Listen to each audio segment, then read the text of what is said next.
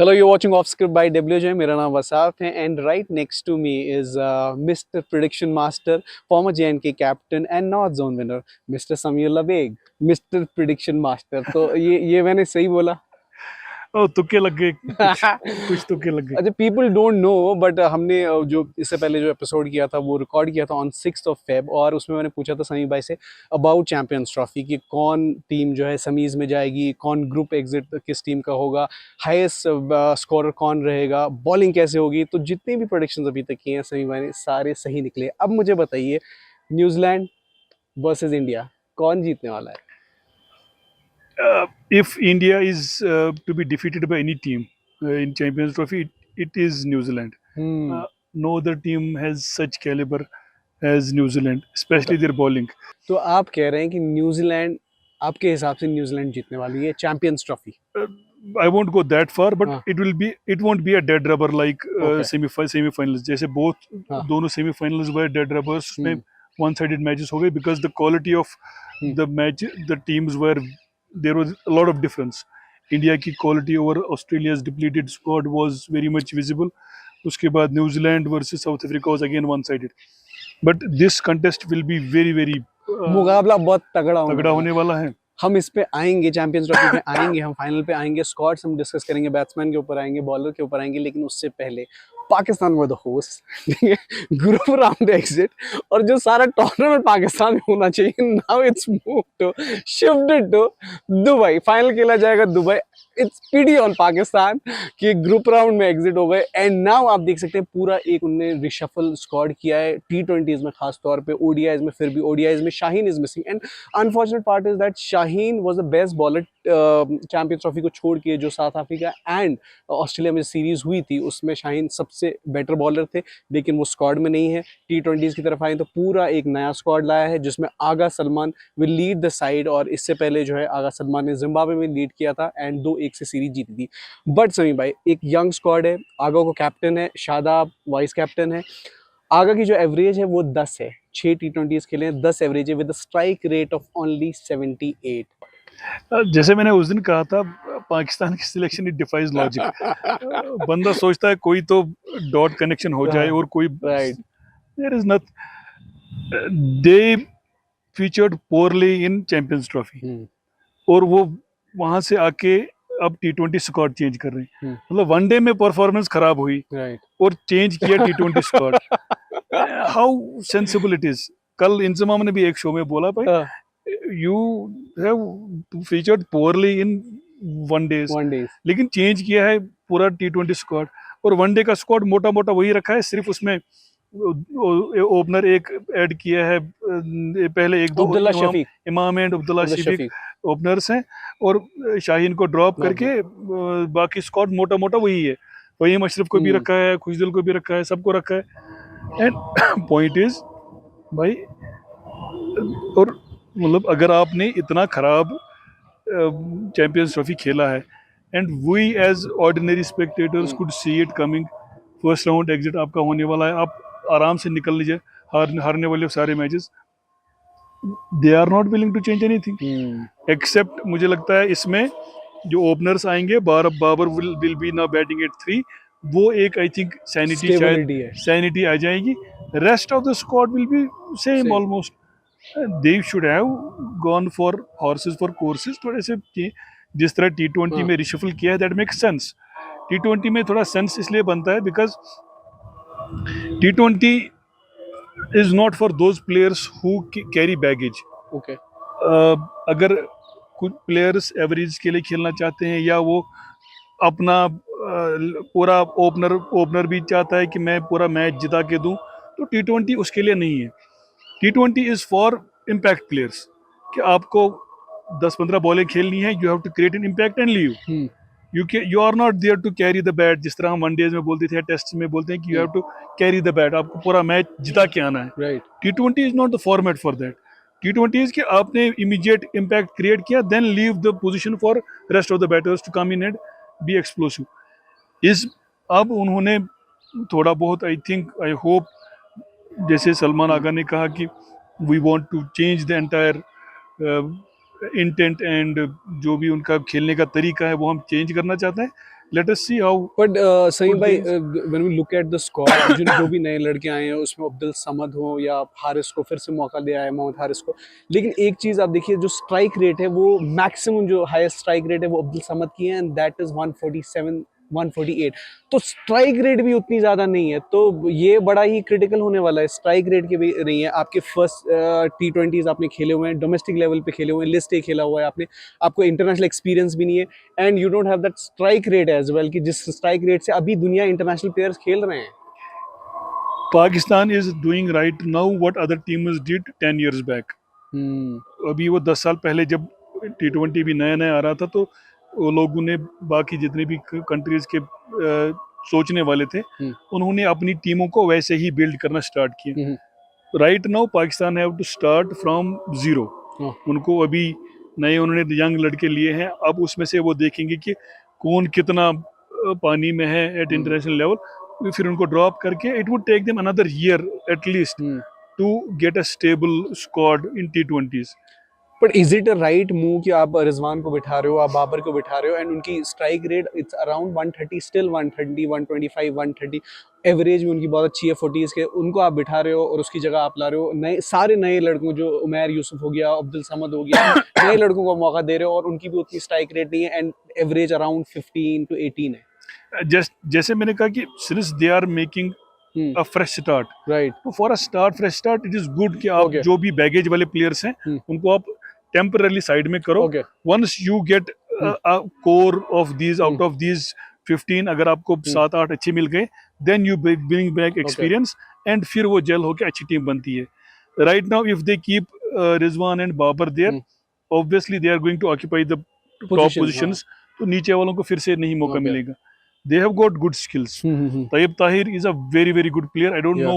So उसको you शायद, he's in ODIs, not in T20s. yes, that is the unfortunate part. वही मैं बोलने वाला था कि Tayyab Tahir is a fabulous striker, and उस पे बैंक करना चाहिए। जितने भी पाकिस्तान ग्रेड्स हैं जिन्होंने देखा है उसको, they say that domestic cricket में जो स्पिनर्स हैं, they are fearful of him. They don't want to bowl at him because he is so powerful and he strikes to all corners of the ground. उसी तरह उनके बाकी players हैं, they will have to identify them and then bank them. ऐसा नहीं है कि अश्विन ने भी तैयब ताहिर की वजह से looking forward for yes, I whatever I have also seen, he is a very good player and जिगरे वाला प्लेयर है। You need white ball players who can strike from ball one. Gone are the days कि पहले अब आपको 10 बॉलों में 30 करने हैं, आपकी बैटिंग आ गई तो पहले आप 2-3 बॉलें लोगे सेट होने में। ऐसा नहीं होता। You need players who will strike from ball one and make your team win, और जिनमें वो जिगरा हो कि कोई बात नहीं, अगर मैं फेल भी हुआ, मैं अपनी सेल्फिश क्रिकेट नहीं खेलूंगा। But he only strikes 114 in 117 strike rate है इनकी ODIs में, because he has not played much, तभी उन्होंने बहुत कम ही मैच खेले। 8 मैचेस खेले हैं, 7 innings it is very early days, and जब उनको भी मौका मिला है, potential he is very good.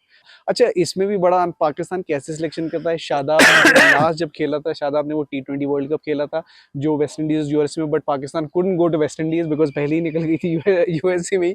लेकिन शादाब तब भी वाइस कैप्टन थे, और शादाब अब भी वाइस कैप्टन है, और जब बाबर के टाइम पे थे शादाब तब भी वाइस कैप्टन थे, तो शादाब कैप्टन क्यों नहीं बन पा रहे हैं? In Pakistan scenario I was expecting Shadab to make a comeback as a captain. Rumours भी थे कि अब ये कैप्टन, ये उनका सिस्टम ऐसा ही है, वो इसमें कोई लॉजिक ही नहीं होता है।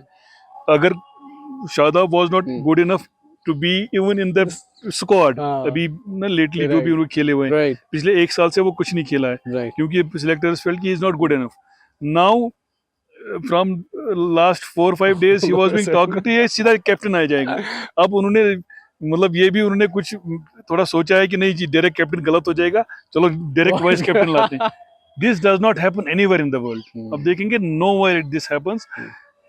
जो भी ग्रेजुअल प्रोग्रेस होती है, वो एज ए पहले एक प्लेयर आता है, फिर उसके बाद ही graduates to vice captain, then उसी वाइस कैप्टन को फिर कैप्टन बनाया जाता है। लेकिन पाकिस्तान का सिस्टम है, अभी अगर ये इनकी न्यूजीलैंड सीरीज खराब हो गई तो ये सारा फिर से चेंज होने वाला है।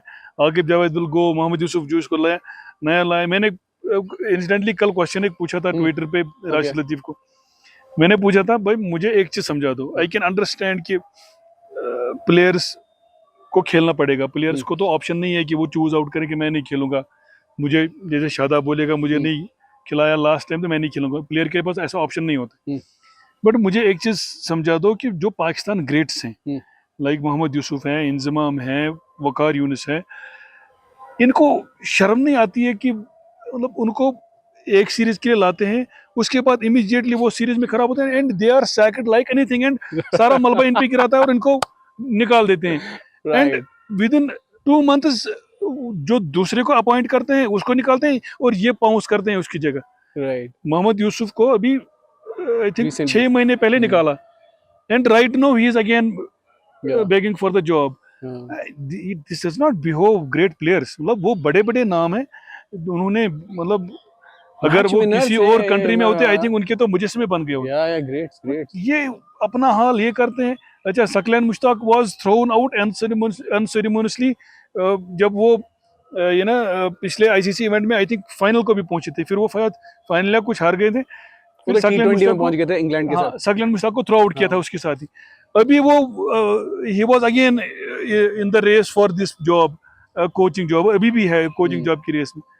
How unfortunate it is. इनको सेल्फ रिस्पेक्ट होना चाहिए इतने बड़े प्लेयर्स को। दिस इज वेरी वेरी मतलब ना सरप्राइजिंग। और एक चीज बड़ा सरप्राइजिंग लगता है समीर भाई कि आप देखिए ग्रेट्स, मैं कह रहा हूँ वसीम अकरम, वकार जैसे ग्रेट्स टेलीविजन पे बैठे हुए हैं एंड उनकी बहुत वो मीम वायरल हो रही है कि इतने केले तो वो बंदर भी नहीं खाते। मतलब how can you talk such a nonsense. मतलब sorry to, I have huge respect for you, but आप अपने प्लेयर्स को कैसे इतना क्रिटिसाइज कर सकते हैं, इस लेवल पे आप गिर सकते हैं। अगर आपको इतनी फिक्र हो रही है तो आप जाइए कोचिंग कीजिए उनकी, तो आप टेलीविजन पे क्यों बैठे हुए हैं और भाषण दे रहे हैं। एंड यू वुड सी कि सेम प्लेयर्स अगर वो थोड़ा सा परफॉर्म करेंगे, the same legends would be praising like anything.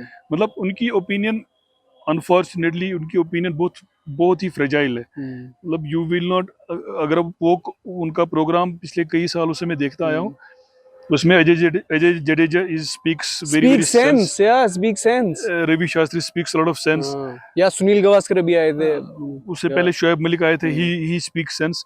But other than that आप देखेंगे एक मैच में किसी प्लेयर ने खराब किया, दे वुड बरी हिम, भाई ये तो कुछ भी नहीं है। दूसरे मैच में वो 50 करेगा, उनको याद ही नहीं रहेगा हम ही ने कल उसको बोला था ये किसी काम का नहीं है।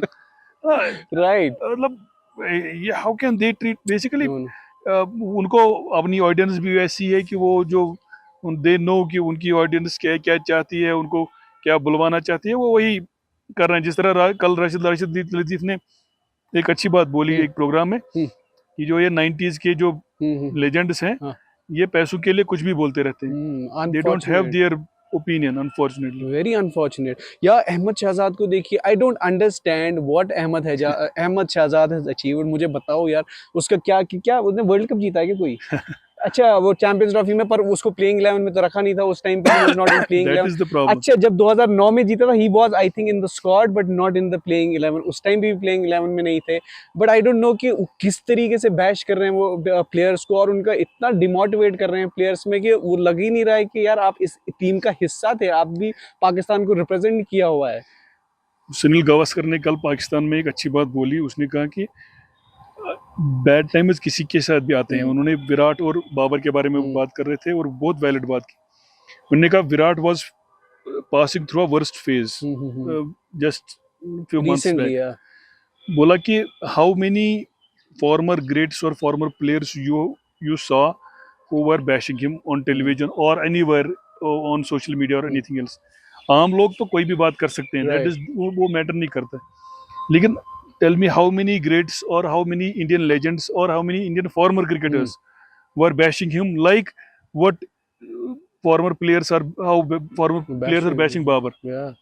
बोला कि यार रेस्पेक्ट करना सीखो। You have got only one player in your squad, at least उसकी तो रेस्पेक्ट करो। उस बेचारे को आप, वो रन करता है तब भी उसको क्रिटिसाइज करते हो स्ट्राइक रेट पे, रन नहीं करता है तो वो मैच हारते हैं तो वो उस पे आ जाता है। Ultimately Pakistan wants a player like Shahid Afridi जो 10 रन करे मगर वो छक्के चौके मारे, उसके बाद बैठे और उन्हीं लॉरल्स पे बैठा रहे जिंदगी भर और क्रिटिसाइज करते रहे लोगों को। सलमान भट्ट ने परसों एक बहुत अच्छी बात कही। उन्होंने कहा कि the worst thing which has happened to Pakistan is Shahid Afridi. Okay. And it is a fact. I also, आप देख लीजिए 356 मैच है उनके वनडे में, and how many wickets he has? He has 356 wickets. या ऐसे उसी के आसपास, एक विकेट पर मैच है उनका स्टैट. अच्छा, रन कितने किए हैं? वही 10-10 रन किए हैं, वो भी किसी किसी मैच में 2 छक्के मार के. नाउ एवरेज सपोर्ट करती है उनके स्टारडम को और ना ही उनके बॉलिंग स्टैट्स. लेकिन फिर भी आप देखेंगे टीवी पे कौन सबसे बड़ा प्लेयर है, वसीम अकरम से पहले उनका नाम आ जाता है. दिस इज हाउ, मतलब दे द पीपल वांट पीपल ना प्लेयर्स ओवर देयर कि वो लास्ट में 20 रन करे और 20 रन में पर इम्पैक्ट एक आधा मैच जिताए. अब अगर हम इम्पैक्ट पे आ जाएंगे, गिन लीजिए 356 में से कितने मैच उन्होंने जितवाए हैं. आई बेट उसमें से वो इवन 10% भी नहीं होंगे.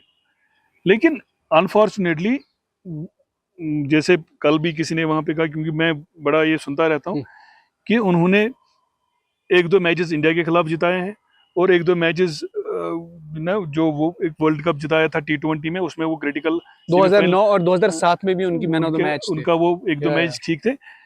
अगर वो 2 मैचेस हो गए 4 और 2-3 मैचेस 5, मान लीजिए 10 मैचेस उन्होंने उसमें कलीदी रोल अदा किया है. But there are many players, Inzamam for example या मोहम्मद यूसुफ, उन्होंने इफ नॉट हंड्रेड्स, उन्होंने 50 मैच जिताए हैं.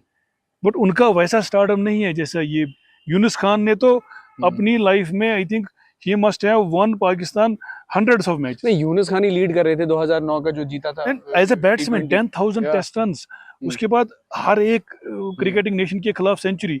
जहां भी आप जाएं, ऑस्ट्रेलिया में बेस्ट रिकॉर्ड है यूनुस खान का, इंग्लैंड में यूनुस खान का, यूएई में यूनुस खान का. But nobody talks about those greats.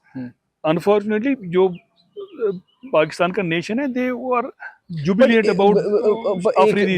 Maybe Afridi has a great PR. जो PR की बात है, great PR. But एक चीज देखा आपने, आफरीदी जो है, शायद आफरीदी, वो क्रिटिसाइज नहीं करते हैं इतना प्लेयर्स को, टीम को लेके, जितने अदर फॉर्मर प्लेयर्स कर रहे हैं, फॉर्मर ग्रेड्स कर रहे हैं. आफरीदी के मुंह से आप कभी इसने ये किया, इसने ये किया. I am not defending Afridi, but जो आप टेलीविजन पे देखते हैं, जो वहां से चैनल से जो सामने हमारे सामने आता है, तो other players are very criticising. Let's not talk about Afridi, let's come on to the squad जो ओडीआईज में है और T20s में. तो ओडीआईज में कैसे देख रहे हो? ओडीआईज का आपको बैलेंस स्क्वाड लग रहा है? बैलेंस लग रहा है, but they have to shift the gear. Okay. It is not about players. मतलब उनको लास्ट टाइम भी देयर ओपनर्स वर मिसिंग, चलो वो आ गए हैं. Their spin bowling was missing, चलो वो भी आ गई है थोड़ी बहुत. But they need to change the mindset. जिस तरह इंग्लैंड ने 2 साल पहले किया, ऑस्ट्रेलिया ने किया, इंडिया ने किया. जिस तरह जब रोहित कैप्टन बना, उसने एक ही चीज किया. रोहित कैप्टन बना, उसने विराट से जब उसने टेक ओवर किया इन वाइट बॉल, उसने बोला भाई we have to score 400 runs. चाहे हम जो भी सरफेस पे खेले, we have to look to score 400. If we score 400, we'll finish at 350. Right. That is the mentality जो होनी चाहिए, irrespective of surface. क्योंकि white ball में सरफेस मैटर बहुत कम करती है. ये बैट से लग के ही दूर चली जाती है, इसमें उतना स्विंग नहीं होता है. 1 ओवर के बाद या 2 ओवर के बाद तो स्विंग ही नहीं होता, पूरा बैट पे आती है. It is just you have to negotiate slide spin, वो आराम से हो जाता है. But if your intent is great, your intent के लिए you need very very good stroke players. It can not be कि आप सब कुछ बाबर पे डाल दो भाई, एक तो रन भी करो, ऊपर से स्ट्राइक रेट भी रखो, और फिर उसके बाद ये ना 150 रन भी कर लो. It does not work like that.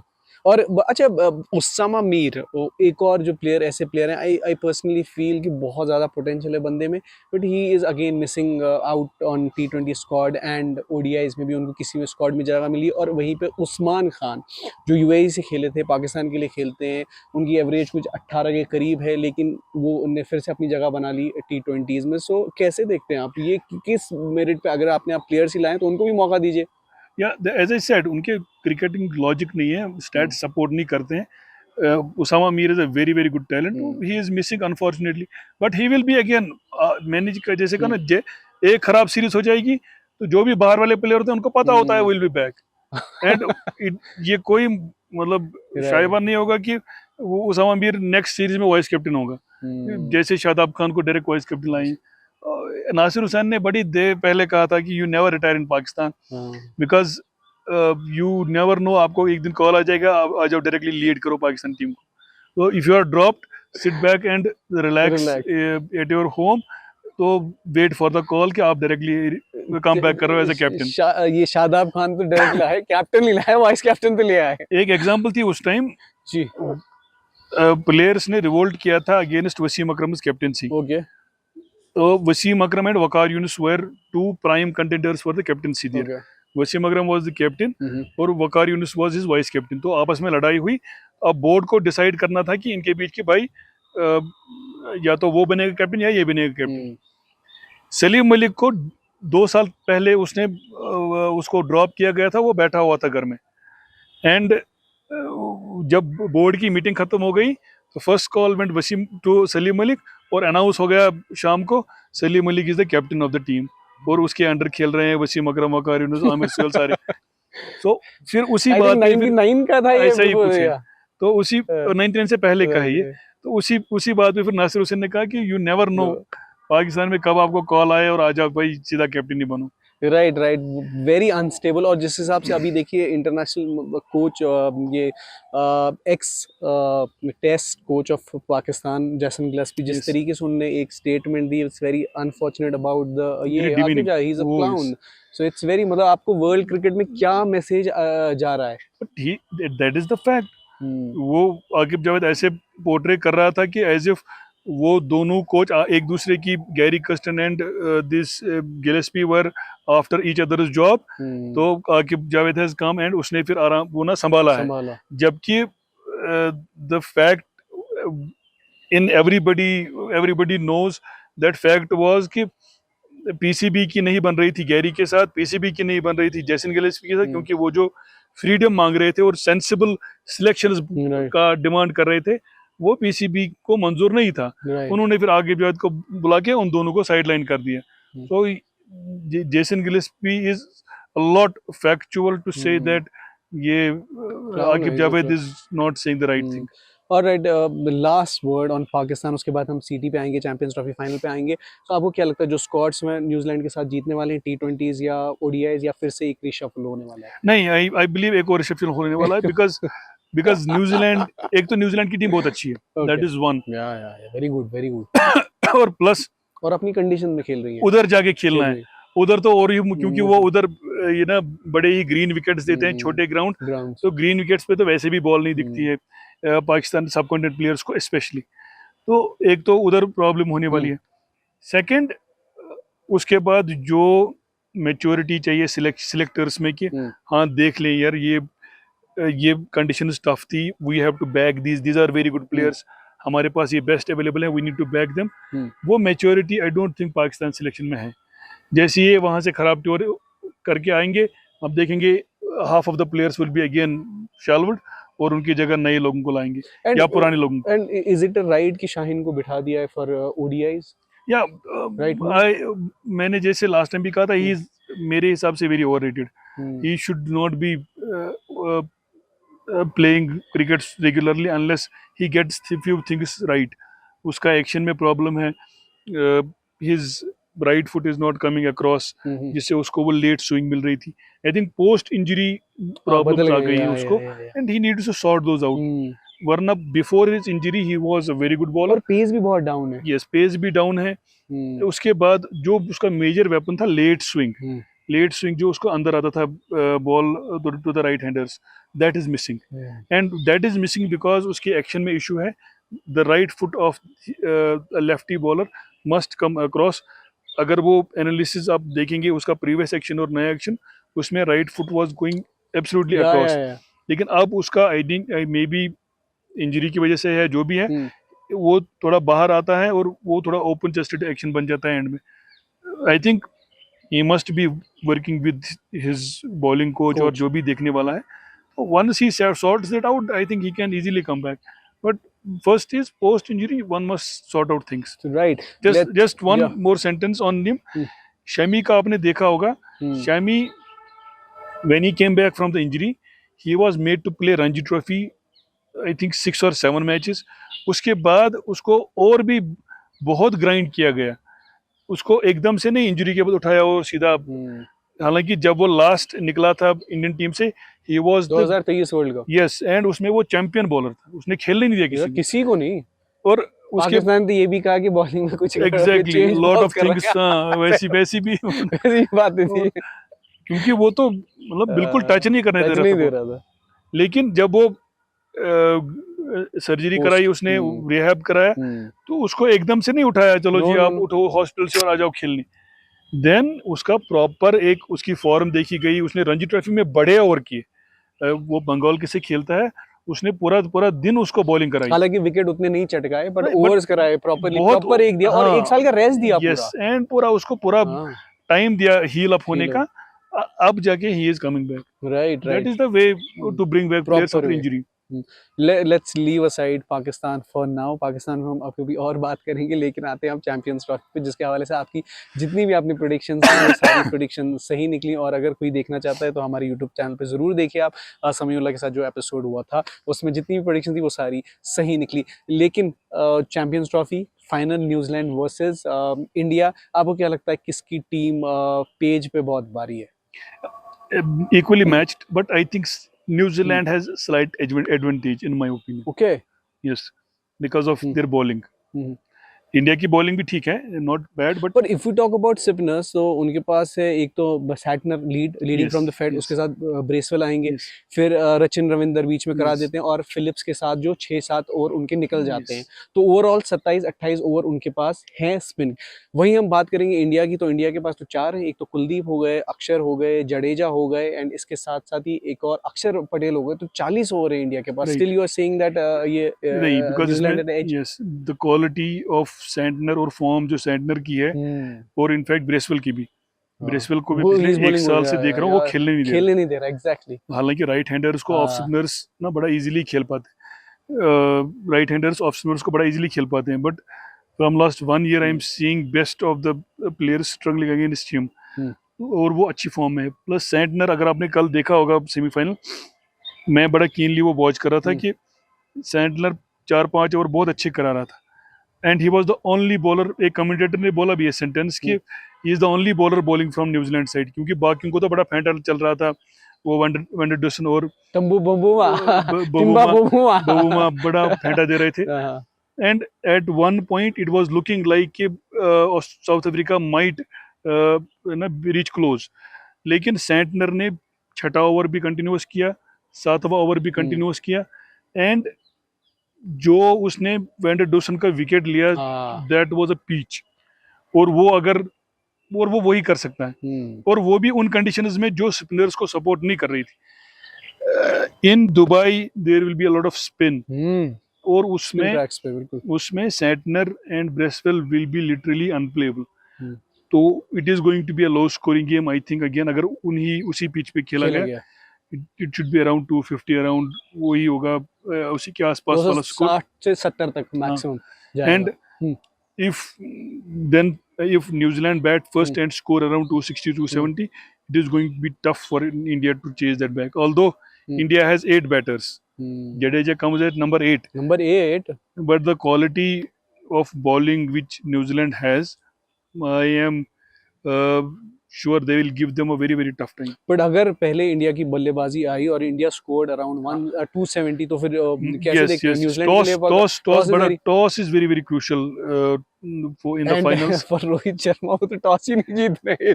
You never know. Another mystery. You never know कि वो फिर वो फाइनल में जीत जाए, क्योंकि टॉस में तो प्रोबेबिलिटी होती है, तो यू नेवर नो वो जीत भी जाए। बट एज आई सेड, अगर कोई भी टीम उनको कोई भी टक्कर टफ टाइम दे सकती है, I can assure you one thing कि Indian camp would be very jittery after New Zealand won, because they would be knowing कि this is a tough team to beat. South Africa, they would have won easily. But batting में कैसे देखते हैं अगर, क्योंकि New Zealand की batting और India की बैटिंग करते हैं, India had edge over batting. देखिए पहले ही तो टेम्पो सेट कर देते हैं रोहित शर्मा, जिस हिसाब से वो खेल रहे हैं, और उन्होंने नया टेम्पो सेट किया है सिंस 2023 वर्ल्ड कप। आ जाते हैं छक्के छक्के चौके चौके और कोई केयर नहीं, विकेट जा रहा है, एवरेज कम हो रही है, स्ट्राइक रेट से खेलेंगे, 150 की स्ट्राइक रेट से खेलेंगे और टेम्पो सेट करेंगे। उसके बाद आते हैं मिडिल ओवर्स पे, और वो है chase master king Kohli, GOAT, greatest of all time and proved again and again, और वो आ जाते हैं गेम टीम को पूरा डीप ले जाते हैं और उसके अराउंड जो है सारे खेलते हैं। और जैसा आपने खुद कहा कि रविंद्र जडेजा तो बैटिंग आती है और जडेजा 8 नंबर पे उसके पहले और Kuldeep also bats very well. उनका अगर डोमेस्टिक रिकॉर्ड आप उठा के देखते हो उनकी सेंचुरीज है, तो India has a very solid batting. और यहाँ से जब हम नजर डालते हैं ऑन न्यूजीलैंड, तो विल यंग और सचिन रविंद्र। अच्छा, आई don't understand why Tom Latham is opening. वो न्यूजीलैंड के ऐसे बैट्समैन है जो 1 से 9 तक खेलते हैं और अभी 6 नंबर पे खेल रहे हैं, बट ओपन उनके बहुत जबरदस्त उनके because their opening pair is settled. वो they won't impact players. Opening Latham is a bit जो टाइम लेता है तो उसको अच्छा स्लॉट दिया है चार. That is there. बैटिंग में डिफरेंस है indeed. मतलब India is way ahead in terms of batting depth as well as batting talent. That is a given. But as I said, जो न्यूजीलैंड की बॉलिंग है, fast bowling बहुत अच्छी है. उस विकेट पे बहुत हिट द डेक वाले बॉलर्स बड़ा तंग करेंगे. बोथ जो जेमिसन है और जो वो दूसरा रोकी है, वो दोनों तंग करेंगे. प्लस जो उनका वो निबलर है, जो मीडियम पेसर है, वो भी बड़ा तंग करेगा. It is going to be a battle between New Zealand bowling and Indian batting. It is going to be a very very interesting match. या और जिस हिसाब से देखिए, आप देखिए केएल राहुल एक ऐसे, मुझे लगता है एक ऐसे प्लेयर है जिनको बोला जाता है कि आप ओपन कर सकते हैं. वो कहते हैं ओपन करूंगा. अब वो कहते हैं आप तीसरे नंबर पे आ जाइए, तो वो कहते हैं तीसरे नंबर पे आ जाऊंगा. अब वो कहते हैं कि अरे तीसरे नंबर पे तो अय्यर आ रहे हैं, अब आप आ जाइए छठे नंबर पे. छठे नंबर पे विकेट कीपिंग के साथ I feel like it's so underrated player and what a classy player KL Rahul is. और क्रिटिसिज्म कितना हो रहा है राहुल केएल पे. बट वो क्रिटिसिज्म कौन करते हैं? क्रिटिसिज्म वही करते हैं जो उतना क्रिकेट नहीं खेले हुए हैं. दे वांट मतलब ना इमीडिएट चेंजेस. लेकिन exactly which the thing which I was emphasising in Pakistan, India में Indian selectors don't go by the public opinion. Whatever they feel is the right for the team, वो वही करते हैं. They stick to it. कल गौतम गंभीर ने भी press conference में बहुत अच्छी बात बोली. उन्होंने उन जर्नलिस्ट को बोला कि आप स्टैट्स देखते हैं, हम प्लेयर का स्किल देखते हैं. You talk on stats but we know impact क्या वो ला सकता है. रोहित पे बात है. Exactly. So that is how selectors are to be there. ये एक फनी इंसिडेंट मैं बताता हूँ. इधर एक हमारे सिलेक्टर थे, वो एक टीम की सिलेक्शन कर रहे थे. नॉर्थ जोन की या जोन? नहीं, जेएनके की सिलेक्शन कर रहे थे. तो उन्होंने एक लेफ्ट आर्म स्पिनर को खिलाया, उसको 2 मैच दिए, उसको ड्रॉप किया. दूसरे लेफ्ट आर्म को खिलाया, उसको 2 मैच दिए, उसको भी बिठाया. तो मैंने उनसे पूछा, जूनियर की टीम की सिलेक्शन हो रही थी, तो मैं तो इधर ही हम बैठे थे आई थिंक. तो मैंने उनसे पूछा, मैंने कहा ये आपने क्या किया, आपने 2 मैच आपने क्यों ये चेंज किए? बोला मैंने सबको पहले ही बोला था कि 2-2 मैच मिलेंगे. मैंने कहा भाई मतलब आपने किसी को ड्रॉप किया है, किसी को सिलेक्ट किया है, इसकी कोई बेसिस है ना? बोला नहीं, मैंने डिसाइड किया हुआ है कि मैं सबको 2-2 मैच दे दूंगा, फिर जो करता रहेगा वो खेलता रहेगा. This level of selection is exactly what is happening in Pakistan. क्योंकि 2 मैच में जो करता है उसको लोग भी खुश करते हैं. अच्छा इसने रन किया, इसको खिलाओ. 2 मैच में जो फेल हो गया उसको ड्रॉप करते हैं.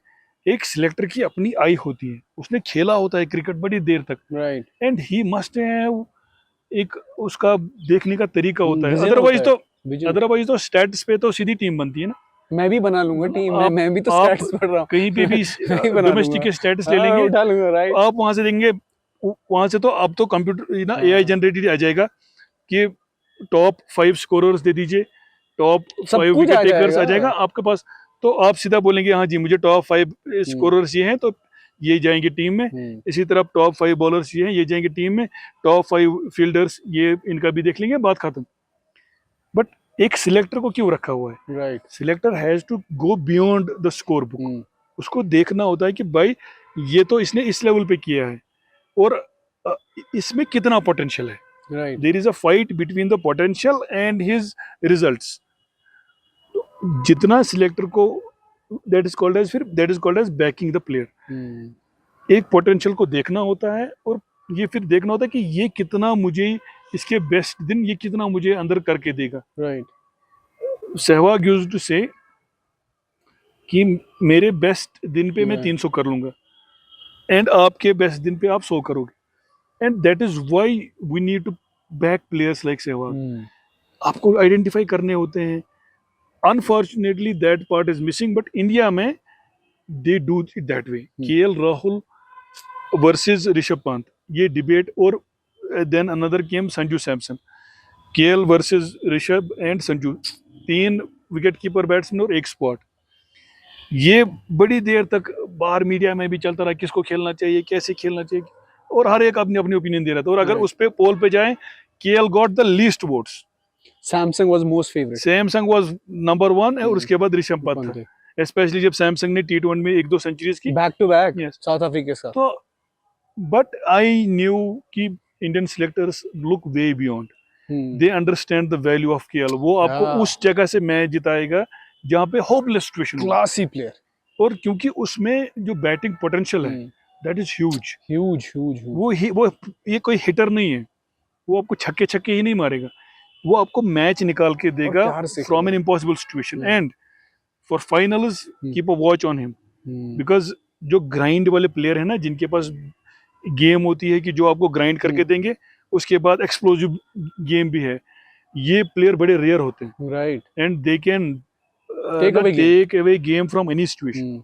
और जिस हिसाब से, और अभी रिसेंटली हमने देखा सेमीफाइनल में जो एक उनकी जो एक जबरदस्त पारी खेली विद विराट कोहली. तो आप किसको देखते हैं हाईएस्ट, कि कौन इम्पैक्ट प्लेयर होने वाला है बैट एज अ बैट्समैन? एक ले लेते हैं और एक बॉलर ले लेते हैं, दोनों साइड से ले लेते हैं जिन पे नजरें रहेंगी. ठीक है. If you want me to tell about highest run getters, तो वो तो आई थिंक वहां से केन विलियमसन बहुत अच्छा खेल रहे हैं, यहाँ से विराट अच्छा खेल रहा है, तो आई थिंक रन शायद यही लोग करें. लेकिन जो गेम चेंज कर सकता है वो एक ग्लेन फिलिप्स, जो न्यूजीलैंड का है. ही कम्स एट नंबर 7 और वो 40 रन 15-20 बॉलों में बनाता है उस जगह पे जहाँ पे वो बहुत बड़ा इम्पैक्ट क्रिएट करते हैं, क्योंकि उसके 40 रन से और 30 रन यहाँ से हो जाते हैं. वो 70 रन बनाते हैं 20, 25, 30 बॉलों में. अभी 27 बॉलों में 49 उनके थे एग्जैक्टली सेमीफाइनल में. और उससे पहले भी अगर आपने देखे होंगे पाकिस्तान सीरीज में भी वो लास्ट के 10 ओवर में उसने तबाही मचाई थी. तो ही is a very very dangerous player. तो तबाही तो वो यहाँ से भी कूदते हैं, यहाँ से भी कूदते हैं, दाएं भी बाएं भी. उसके बाद उनकी फील्डिंग देख लो, या उनकी बॉलिंग देख लो, वो ही is a complete cricketer, complete. और वो प्रॉपर एक हिटर है, मतलब बहुत अच्छा खेलते हैं. ऐसे नहीं कि तुक्के में लग गए एक दो छक्के. और इंडिया से किसको देखते हैं आप? KL is going to the key मेरे हिसाब से. क्योंकि अगर विराट जल्दी चले गए, पहली आउट हो गए, देन केएल पे एक जो रिवॉल्व करेगी गेम, वो खेल. क्योंकि अक्षर भी हिट करेंगे, हार्दिक भी आएंगे तो वो हिट ही करेंगे, तो श्रेयस भी, और जडेजा भी, they are all stroke players. KL will have to carry this जो शीट एंकर रोल होता है. There are 2 sheet anchors in Indian team, one is Virat and another is KL. Virat अगर आउट हो जाता है तो उसके बाद केएल पे बारी आनी है. एंड इवन इफ अगर विराट खेलता भी है तो केएल की बारी उस टाइम आनी है जब क्रंच मोमेंट होगा, 40वां ओवर होगा, 35वां ओवर होगा, तो उस वक्त उसका वहां पे इम्पैक्टफुल होना बड़ा गेम चेंजर हो सकता है. और शुभमन का कैसे देखते हैं आप रोल? Shubham is good. वो तो मैंने कहा ना, on any given day top order में वो कोई भी रन कर सकता है. यहाँ से रचन रविंद्र भी कर सकता है. बट यू हैव टू सी कि जब टीम फंसी हुई हो उस टाइम पे कौन निकाल के दे, वो हीरो होता है. और मुझे लगता है कि केएल जिस हिसाब से ये अगर परसों जल्दी आउट हो जाते मैच फंस सकता था. और जो विराट कोहली का 50 पे विकेट गिरना, तो वो भी हो सकता था. बट केएल अगर किसी भी स्टेज पे आउट होता, उसके बाद तो जडेजा था and then there would be tail, तो बड़ा मैच फंस सकता था. बेसिकली साउथ अफ्रीका को स्पिन बॉलिंग उतनी थी नहीं, वो ना ये इनको ऑस्ट्रेलिया को उनकी देवर लैकिंग स्पिन बॉलिंग. वो तो इसे मैक्सवेल पे एक ही जैम्पा थे और उनको लिया था कॉनलॉय या समथिंग, आई डोंट वो तो नए ही थे ना सारे, नए थे. बट मैक्सवेल एंड और स्टार्क नहीं था, कमिंस नहीं था, हेजलवुड नहीं था. दे वर short of bowling strength. What about was it a surprise Steve Smith after this retirement from? नहीं, वो लोग ऑस्ट्रेलिया वाले ऐसे ही करते हैं. I could see it coming. वो लोग हाई पे ही छोड़ते हैं. आप किसी भी प्लेयर को देख लो, जब मार्क हुआ, मुझे याद है, रिटायर हुआ, मुझे शौक लगा. गिलक्रिस्ट रिटायर हुआ, अभी वो उसकी स्टोरी सुनाता है कि उसको परसों पूछा था एक इंटरव्यू में कि आपने रिटायर कब किया, आपको कब लगा मुझे रिटायर करना चाहिए. बोला मैं टेस्ट मैच खेल रहा था, मैंने डाइव मारी, कैच गिलक्रिस्ट का सुन रहा था यार हाँ, या वो कैच मैथ्यू गिर हेडन गया। साइड में बैठे मैथ्यू हेडन साइड, मैंने उसको बोला इट इज टाइम अप, तो मैथ्यू हेडन ने बोला मुझे वापस कि तुमने इससे पहले बड़े बड़े बहुत सारे छोड़े हुए हैं, छोड़े ज्यादा बकवास मत कर। हाँ, बट मैंने बोला बस he knew it. तो उसी टाइम फिर एक अनाउंस कर इनर दिया। वॉइस आ गई थी। और वो करते हैं वो ऐसा, हम्म, दे हाँ, ना बड़े ही लाइट हार्टेड प्लेयर्स हैं, fearless and fearless. Light hearted, and they हाँ बिलीव किया इतना नहीं होता, खींचना नहीं होता है ज्यादा। हाँ, तो वरना जिस हिसाब से स्टिल अभी देखिए ओडीआई में 19 रन किए थे, 80 खेल दिए तो रन सबकॉन्टिनेंट प्लेयर होता वो तो नेक्स्ट 2 साल तक बात ही नहीं करता। बात ही नहीं करता और रनों क्या मैंने बात। इतने रन किए हैं, और he was the best batsman from Australia in this champions trophy. या हर मैच में रन किए, और जो वो एक मैच भी निकाल के ले गया, वो जो पहला वाला इंग्लैंड के साथ है उसमें भी नहीं, उसके बाद वाला उसमें भी बड़े रन किए। राइट। और इसके साथ साथ ही एक और सरप्राइज आया जॉस बटलर का। जॉस बटलर ने जो है कैप्टनसी को अलविदा कह दिया। And was it on cards, या आपको लग रहा दैट वाज था? On cards. जॉस बटलर उसको जबरदस्ती बनाया हुआ था। ओके। उसमें दो नुकसान हो रहे थे इंग्लैंड को। एक तो उसकी कैप्टनसी वाज ऑर्डिनरी, वो लड़ाकू वाली बात नहीं थी उसमें। You have to make players fight even if you are short of resources. एक तो वो थी। दूसरा, they were losing a very very good batsman in him, क्योंकि वो बैटिंग कर ही नहीं पाता था। इम्पैक्ट छोड़ देते हैं यार जब से वो कैप्टन बन गया उसने फंसे बिल्कुल भी हुए कुछ थे, नहीं किया। प्रेशर है उसे यार। हालांकि वो कभी मतलब चाहता था शैकल फ्री होना, लेकिन बन नहीं रहा था। तो जो दूसरा वाला नुकसान था वो ज्यादा वो असर कर गया, क्योंकि जब से वो कैप्टन बना उसने एक भी मैच नहीं जिताया इंग्लैंड परफॉर्मेंस को, इतनी जबकि अच्छी वो नहीं उससे थी। पहले वो कंटिन्यूअसली ही performance is one of the greats wide ball का इंग्लैंड की तरफ से। But very very wise decision की of him to leave. But ये आपको लगा कि Moeen Ali retired because from ये वाइट बॉल क्रिकेट, और वो एक इम्पैक्ट जो मोइन अली का था बिकॉज वो लीड कर सकते थे, अब because he was a vice captain of England team, तो वो निकल गए पहले ही। अब उनके पास एक ऑप्शन भी नहीं है, या तो इनको बनाए जो नए एक आए हैं उसको बना, व्हाट्स हिज नेम, जो बहुत जबरदस्त खेलते हैं, that young Harry Brook. Harry Harry Brook. Brook का चांस लग रहा है। तो मोइन अली वाज मोइन अली's retirement considering the England team, right? नहीं, उसमें वो बड़ा नुकसान हुआ उनका। Moeen Ali was being groomed as the next captain, उसको बैग भी बहुत बार किया गया। Right. बट ऑब्वियसली जैसे मोइन की अपनी प्रायोरिटीज हैं, ही डजंट वांट टू, इसमें there are an number of factors while playing for a country. Okay. इसमें it is not about just money and fame. You lose family life, you lose upon your religious life, वो impact हो जाती है उससे। There are lot of factors. आपको travel mode में रहना पड़ता है कंटिन्यूअसली। इफ यू रिमेंबर, वो ट्रेस्कॉथिक उनके जबरदस्त एक प्लेयर थे, he was one of my Left-hander. Favourite Yeah, players. yeah, yeah, yeah. उसने अचानक से रिटायर कर दिया। एंड जब वो आस्क्ड क्या हुआ, तो उनको यही था कि वो ट्रैवल नहीं करना चाहते थे अब्रॉड। वो थोड़ा सा उनको बहुत ज्यादा ट्रैवल हो गया और उस था। टाइम पे तो बहुत कम था ट्रैवल इन एग्जैक्टली, और उस टाइम पे बिल्कुल बहुत कम ट्रैवल था, वो भी उनको ज्यादा हो गया था। कंपैरिजन। वन पॉइंट इज कि it is not easy playing at that level. There are, you have to make a lot of sacrifices, and if you feel some at a point in time you feel like यार नहीं ज्यादा हो रहा है, we must give it away. I think Muin को वो वाले factors बड़े इफेक्ट करेंगे। बड़ी राइट। आखिरी बिफोर वी रैप दिस, 4 नाम ले लीजिए, दो न्यूजीलैंड से, दो जो है इंडिया से जो इम्पैक्ट छोड़ने वाले हैं। या सेंटनर इज वन, एंड हाँ। ग्लेन फिलिप्स मैंने आपको पहले ही बोल दो दिया, हो गए। हो गए दो न्यूजीलैंड से। हम्म। फ्रॉम इंडियन साइड,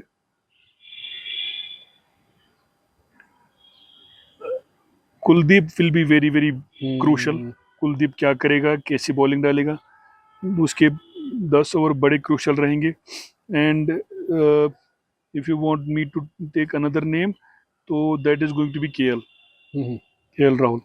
वो ये दो प्लेयर्स बहुत क्रूशल रहेंगी, इनका रोल कैसा रहेगा इन फाइनल। In finals. और जो रूमर्स हम सुन रहे हैं सोशल मीडिया पे, बहुत ज्यादा 2 प्लेयर्स जो हैं इंडिया टीम से रिटायर होने वाले हैं, और जो कहा जा रहा है Rohit Sharma will be one of the players, and Ravindra Jadeja जो अनदर प्लेयर। आपको लग रहा है कि Rohit and Jadeja will retire on a high, अगर वो जीतते हैं, जैसे T20s में हमने देखा after T20 winning a world cup, and उन्हें रिटायर कर दिया।